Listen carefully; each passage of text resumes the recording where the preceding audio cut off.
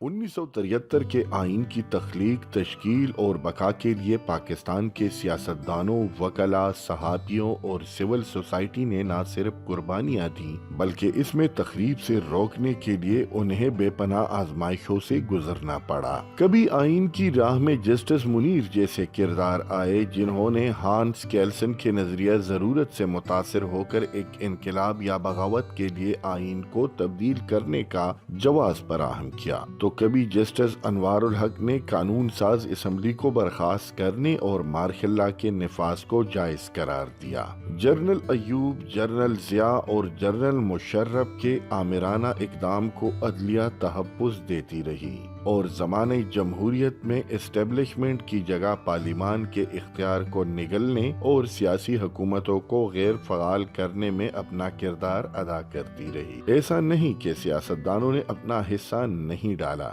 تاہم اصل قصور اس عدلیہ کے سر ہے جو آئین کے تحفظ کی ضامن ہے۔ بیگم بھٹو نے جنرل ضیاء کے خلاف مارشل لا کو چیلنج کیا تو جسٹس انوار الحق کی عدالت نے ریاست کی ضرورت اور عوامی بہبود کی بنیاد پر اسے جائز قرار دیا، اور یوں نظریہ ضرورت کے بعد نظریہ ریاست نے آمریت کو دوام دیا۔ عدلیہ اور اسٹیبلشمنٹ کا گٹھ جوڑ 50 سالہ آئین کے گھٹنوں میں عین جوانی کے وقت بیٹھ گیا، اور جب آئین از خود دستک دینے پہنچا تو رینگتا ہوا گھٹنوں کے بل کھڑا ہے۔ اب جب آئین بحران سے گزر رہا ہے تو کوئی یہ دستک بھی دے کہ آئین کے آرٹیکل 63 کی متنازع تشریح اور آئین کی دوبارہ تحریر کا اختیار عدلیہ کو کس نے دیا، نیز یہ کہ از خود نوٹس ملک کو بحران سے نکالنے کے لیے ہے یا بحران بڑھانے کے لیے۔ 90 دن میں انتخابات کا انعقاد آئین کا حصہ ہے